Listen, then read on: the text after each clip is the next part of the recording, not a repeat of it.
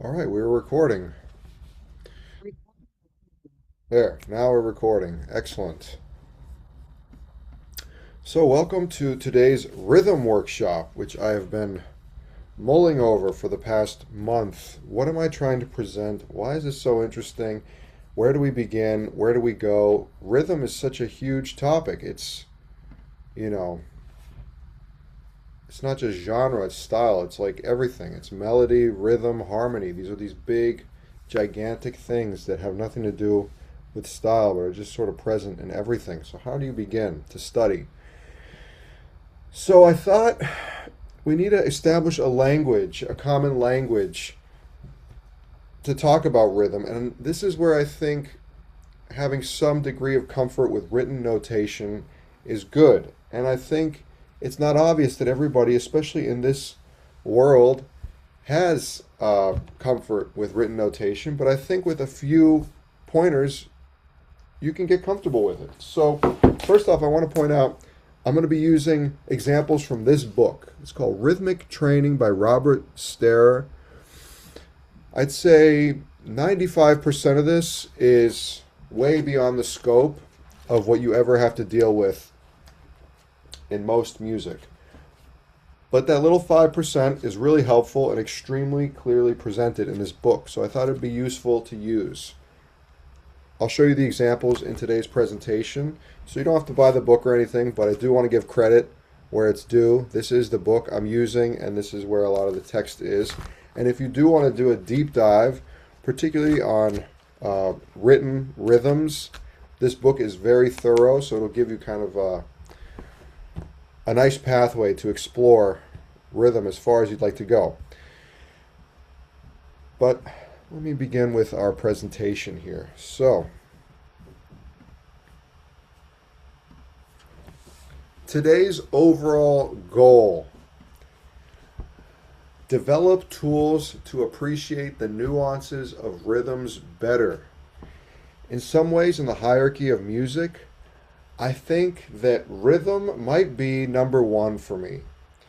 No matter what notes I play, if I play them with a good, well intentioned rhythm, the chances of them landing are much higher. So if I'm really comfortable expressing and understanding rhythm, there is a great chance that I can do a lot more music. So today we're going to try to understand rhythmic notation, and we're going to then try to understand how we can maybe transcribe rhythms. We can listen to a singer. Today we're going to look at Can't You Hear Me Calling by Bill Monroe, sung by Mac Wiseman, and see if we can understand his rhythmic phrasing and have some practical tools on how to deal with it. So let's get started. First, with rhythm, we have a basic pulse.